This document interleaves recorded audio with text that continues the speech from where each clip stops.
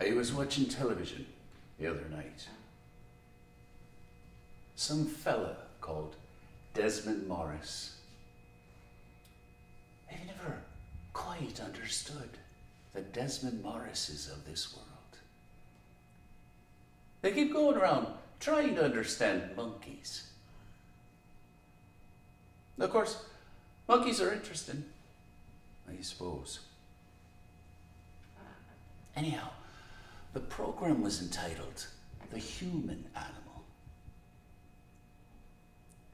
As far as I could gather, the general thrust of the argument was that all our love-making, love, yes, love-making,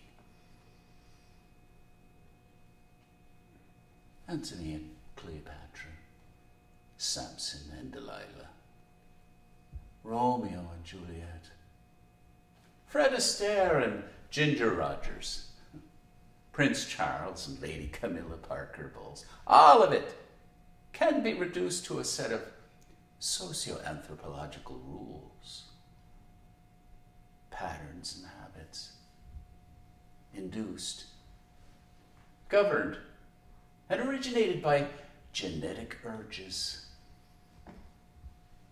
In other words, there's no mystery to it. Romeo said everything he said to Juliet for the same reasons as a chimpanzee scratches its arse. He was itchy. Well, of course, that's television, isn't it? There's never anything on it. Not that I watch it that much, except for the news. Mind you, I wouldn't say no to being on television myself. If I got the chance, I'd tell Desmond Morris a thing or two about human behavior. There are different kinds of men.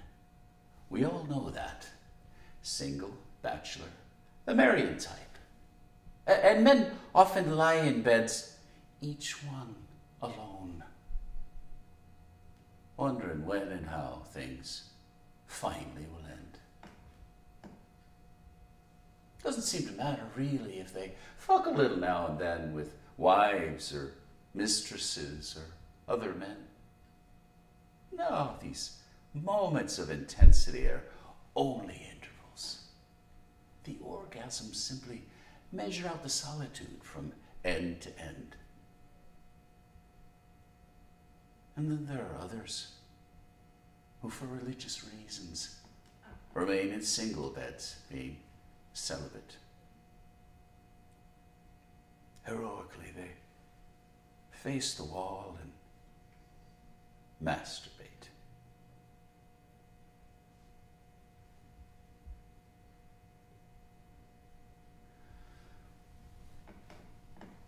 I've always enjoyed the piano, ever since I was a child.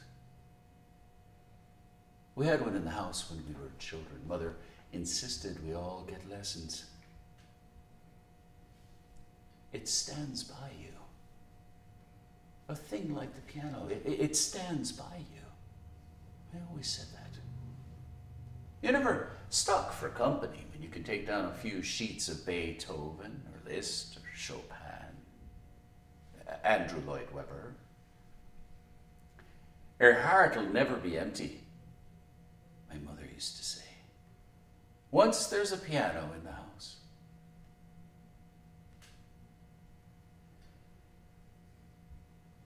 And yes, I am a priest.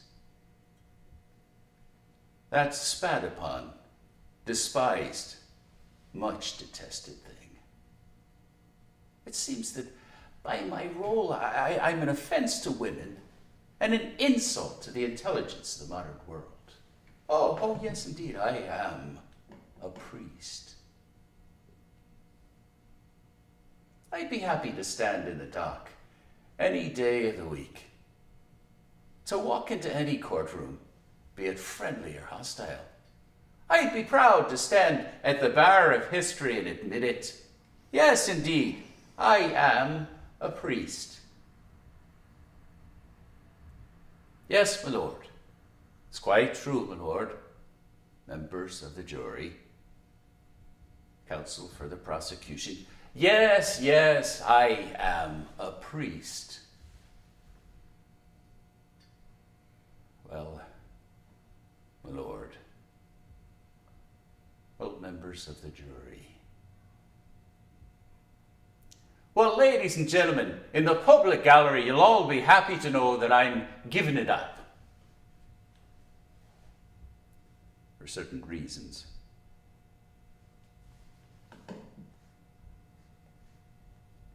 And I never enjoyed it all that much either. I mean, it can get very solemn all that time up there saying Mass and trying to look serious and saying religious things in a soft voice. I have heard other priests saying Mass with that whispering voice. It suggests they're having some sort of spiritual, out-of-body ejaculation.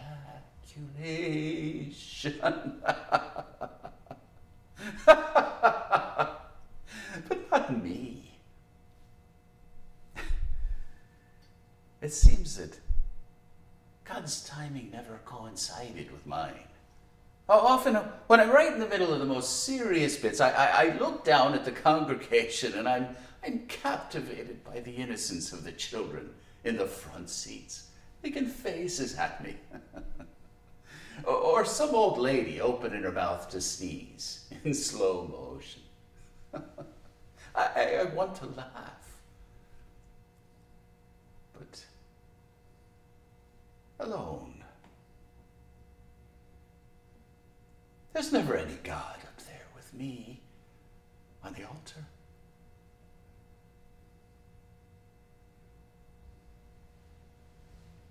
On the other hand, sometimes in the lounge of some hotel, and maybe in the middle of a wedding, some beautiful young person walks across the floor in front of me. I'm not laughing then. I'm struck with fear and silence. A sense of being flung to worship.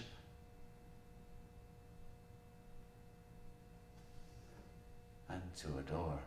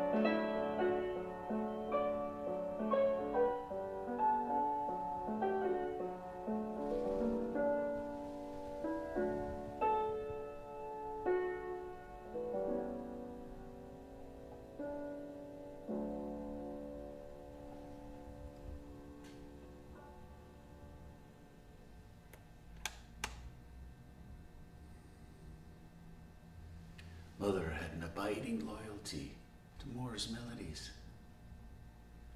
The old-fashioned songs. She was from the west of Ireland, and we used to spend a lot of our summer holidays out there, out near Westport, when I was a child. In fact, that's how I first received a vocation to the priesthood, as a young child in the west of Ireland. I remember we were visiting Clare Island. Mother had hired a boat and brought us all out to see the old castle of Grania O'Malley and the monastic ruins. And I remember standing in the little ruined chapel with Clew Bay and the mountains of Connemara all about us, and Crowpatrick, majestic and high as the clouds. It seemed to me a very special place. And I remember asking Mother, who was Grania O'Malley? And Mother said, she's buried under your feet. And I said, but who is she? And Mother said, Grania O'Malley was the warrior pirate queen of the West. And she lived here, I asked. Yes, Mother said. And I remember thinking, gosh, how lucky those monks must have been, sharing that lovely little island with such a woman. And that moment, I believe, contained the first seeds of my religious vocation.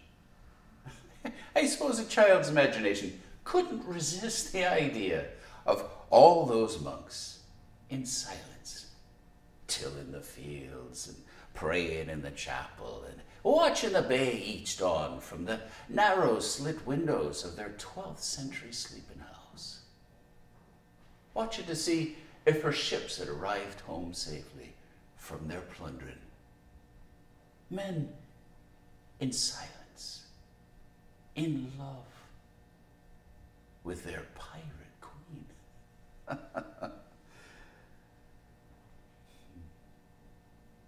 This all came back to me recently, when all this trouble started. I mean, it was inevitable that I should leave.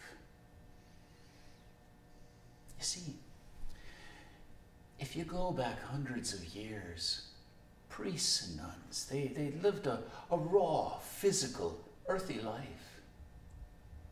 And in that sense, their sensuality was cared for, managed. And the women then were all gods. Distorted view of womankind, no doubt, but such was life.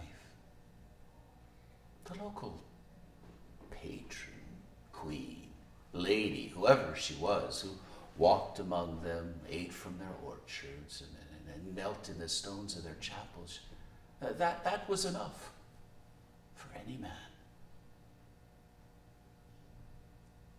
So when all this trouble started, I went to the bishop. And he looked at me quite kindly, I thought. If you feel you have to go, he said, I won't stand in your way. I don't know why I stayed so long, looking back on it. You see, my argument is, it was the Vatican Council that did the damage. We were celibates. We weren't made for the modern world, the informality. If the modern world was really necessary, let me rephrase that. If it was really necessary for the church to come into the modern world, then all the celibate priests should have been corralled together in one huge washing room and terminated. That would have been more humane.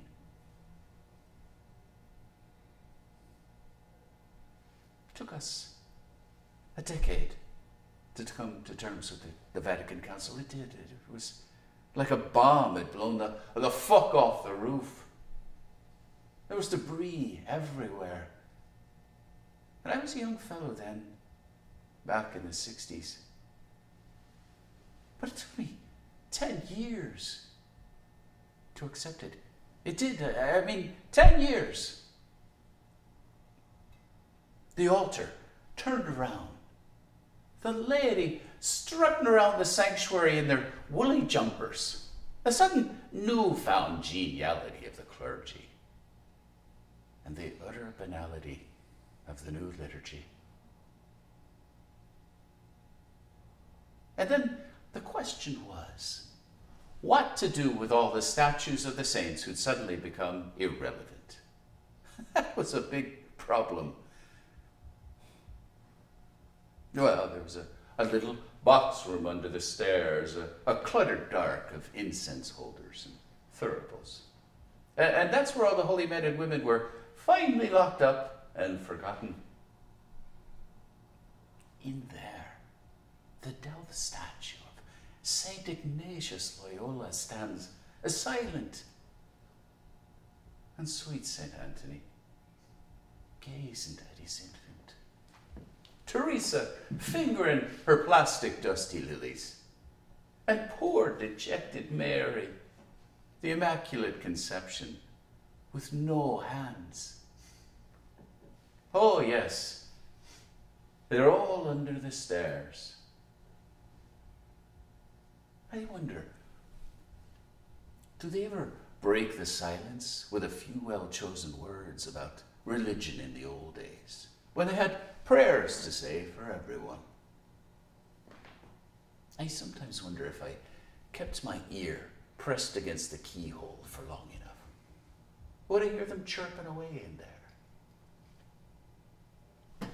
A few hymns, probably. Faith of our fathers. Hail, Queen of Heaven. Nearer, my God, to thee. And yet, back in the 60s and 70s, well, they spent their evenings locked up in there in the dust. I was down the road jiving in the parish hall, collarless, with youth club girls.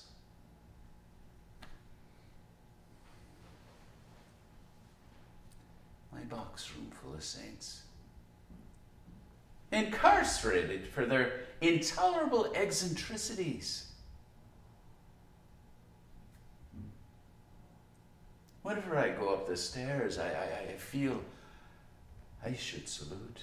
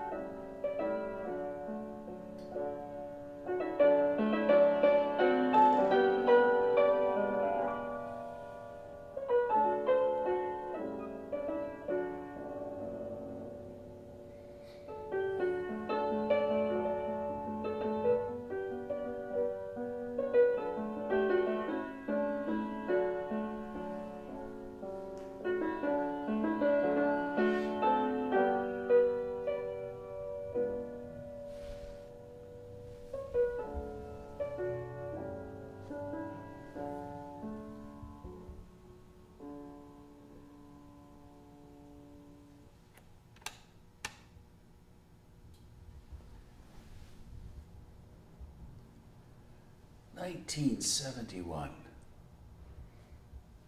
I was young then. But to tell you the truth, it was unbearable. I went to Dublin a lot on my days off. I would pass the day in shopping centres, department stores, dazed by the colour of it all. Every bone in my body aching with lust. I can still remember it, slithering in and out among the cotton vests and the socks in the men's department. Till a young girl passes aimlessly, heading for the lingerie on the second floor.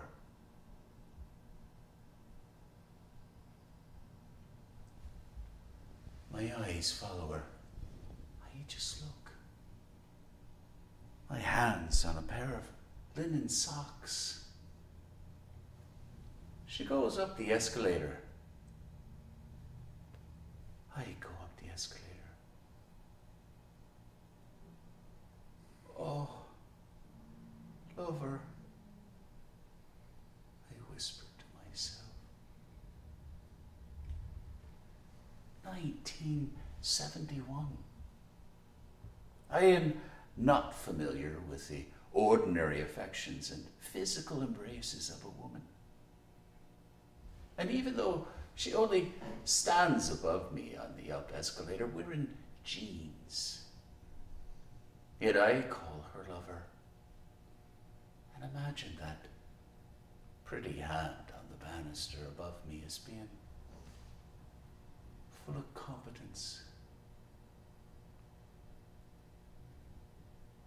If she plays the violin, I think, in an orchestra, I'd be happy all the afternoon just watching her rehearse. Oh, lover, I whisper at her bottom as we're both going up. Though my bed will never be adorned with her discarded clothes, and never the lingering of her patchouli in the pillows.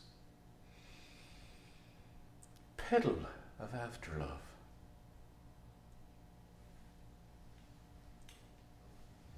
On the second floor, we both slide off the mechanical stairs. She ahead of me, drifting into the lingerie. And me, straight round again and back to ground on the down escalator.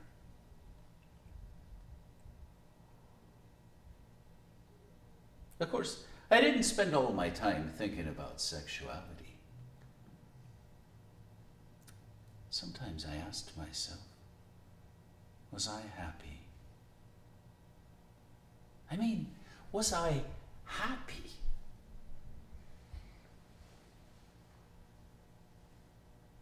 I suppose I was, in a dull sort of way.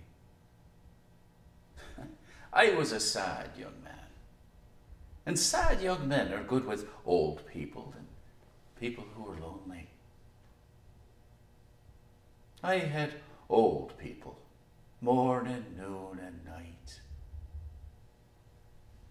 Genteel old ladies at morning mass, coffee mornings, the sick calls, hospitals, prayer groups, bingo buses, and buses to knock, to pray to our Blessed Lady. I was so good with old people that they sent me to a nursing home as a chaplain. That was it, you see. Old people were my downfall.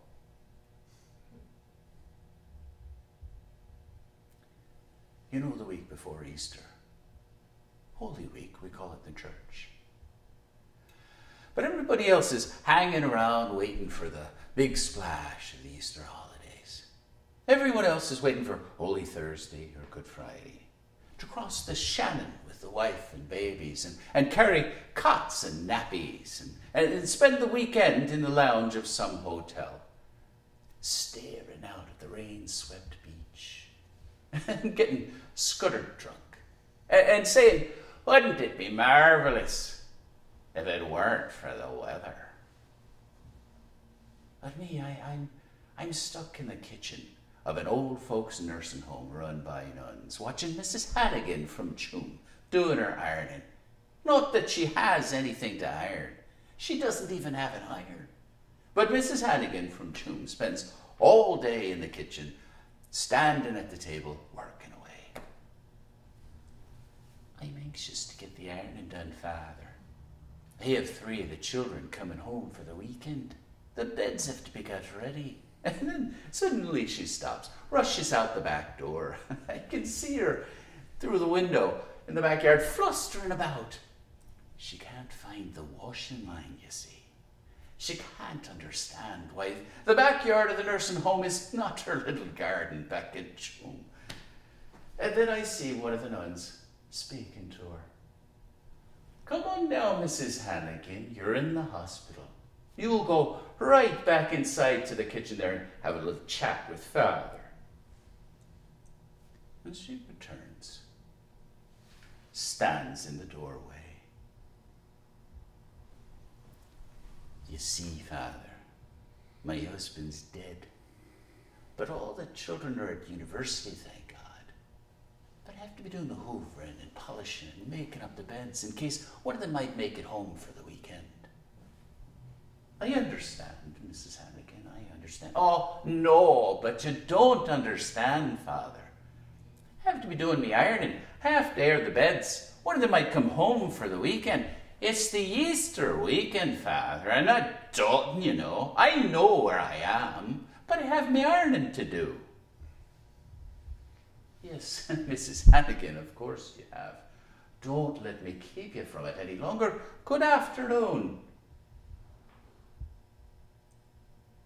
Oh, yes. St. Gabriel's Home for the Elderly was an exciting place to work. On Easter Sunday morning, 260 patients were wheeled, trolleyed, or trooped into the sunshine on the front lawn for a garden party. The nuns' way of celebrating the resurrection of Jesus. Bald heads, dappled with sunlight, withered eyes squinting at the pastries and things on the white tablecloths. And later, everyone danced in their wheelchairs to accordion music, provided by the local community. I look at them. Am I supposed to care about the old dolls who hold in their handbags remnants of times when their husbands were young?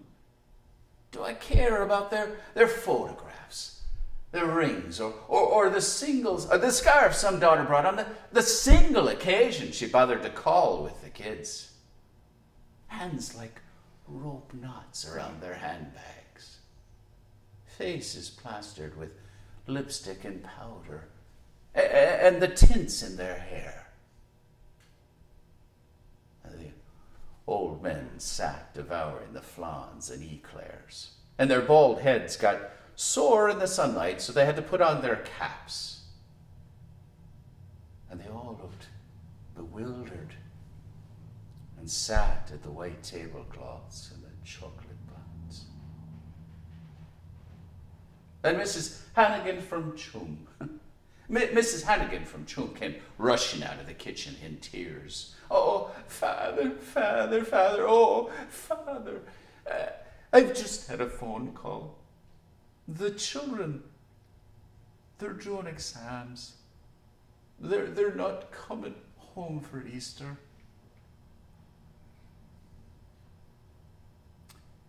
And me, the chaplain, collaborator in all their delusions, just says, there, Mrs. Hannigan, come over here and sit by the buffet. Have a pineapple meringue. You won't feel better after a cup of tea. It wasn't the youth, you see. It was old people. Old people were my downfall.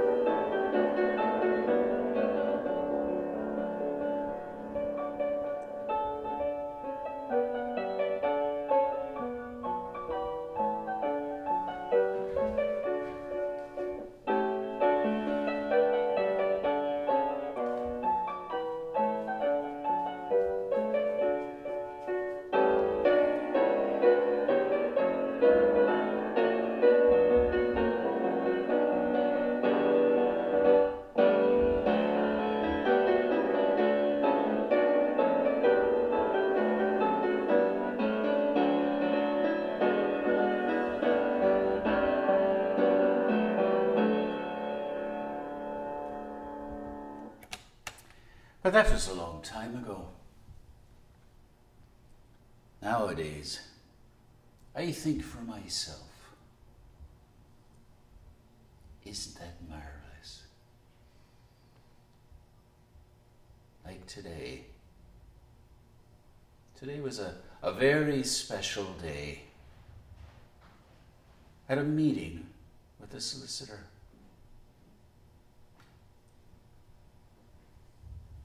Pretty Polly legs on poster boards no longer irritate me. And the same old ghosts and saints under stairs or waiting for me around the next corner to say that same old shite. They don't bother me now. No, sir, they don't bother me now. Fuck them! Fuck them! Fuck them. Fuck them. I wind the clock sometimes. Sometimes I don't. And I never fold my trousers on the chair. I just leave them there beside the shoebox with the brown envelopes. Oh, yes, I think for myself now.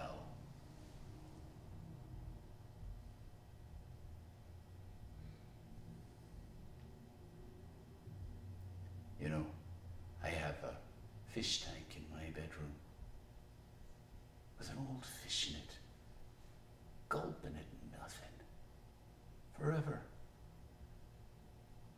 full of despair and margined eyes. If he or I died in the night, no one would care. Oh, it's nice when you're restless in bed to know that he's there in the tank. I have a clock with green dots on it that glow in the dark and light up the water so that I can see my market and fish hovering over the dark.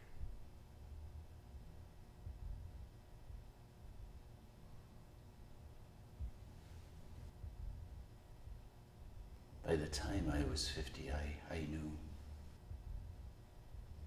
it was only a matter of time. I could see it coming. It isn't that I was incapable of concentrating when people were saying something to me. It isn't just that I couldn't sleep.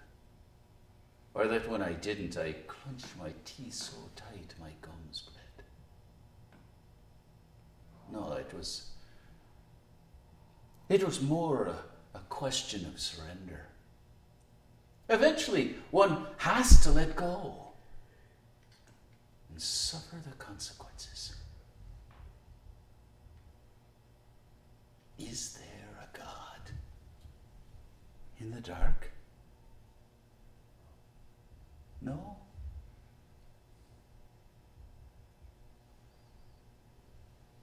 No. Just a fish.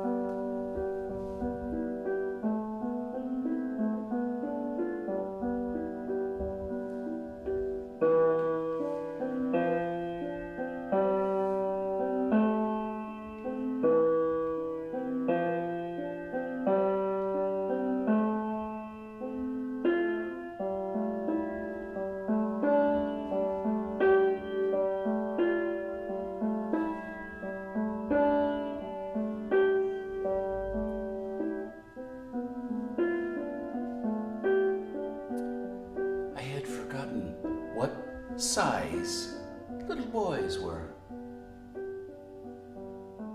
They're very small. It's been so long since I was one. They're very delicate, They live in rooms with radios on the radiators that earth the transistors and improve the quality of Madonna's voice. Then they will sit outside, perched in 2s or 3s on single windowsills, and climb the ivy on the walls. They know for certain only tiny things. The rest is dreams. They swing their legs when they sit in chairs. And they never walk down corridors or wait if you call them back. I suppose they can't be all their lives hanging like ivy around the windowsills. They're eager to be out the door, down the path, out the gate.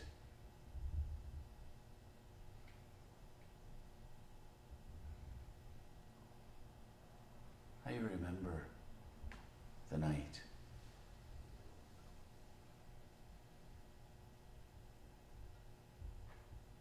We slept in separate sleeping bags, but close together on a mattress in the kitchen of the cottage. I'd brought him up the mountains on retreat. I thought our sleep would mingle like the smoke of a single candle wafting up into a single ecstasy of silence and abandonment.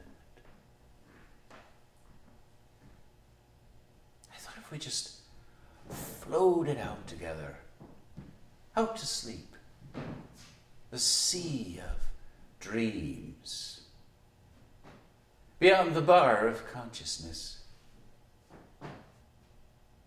then our closeness would be complete. My consolation. I watched him for hours, his closed eyes. He was drifting in and out of sleep, stretching, moaning, dreaming, smiling inwardly at things I could not imagine. He shivered once and suddenly was upright and unzipped, setting out for water in the pantry. It said 3 a.m. in digits on the clock. His sudden breaking loose from sleep, like a cormorant fighting to be above the waves, made me hope I had another chance at a conversation on the mattress in the night.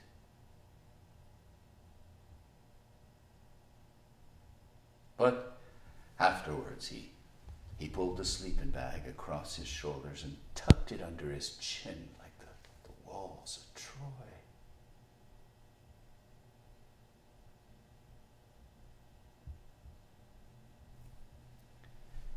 But I knew this was not a bird, nor fish, nor Helen either. He was a little boy inhabited by monsters in his sleep that steered him out again to secret hiding places beyond my reach.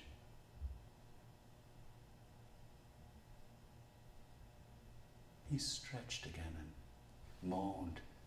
And I watched all night the even swell of his breathing.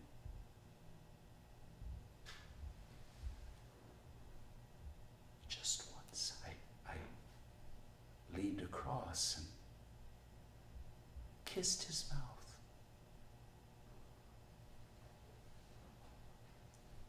I thought he would not wake. That was my mistake. He woke.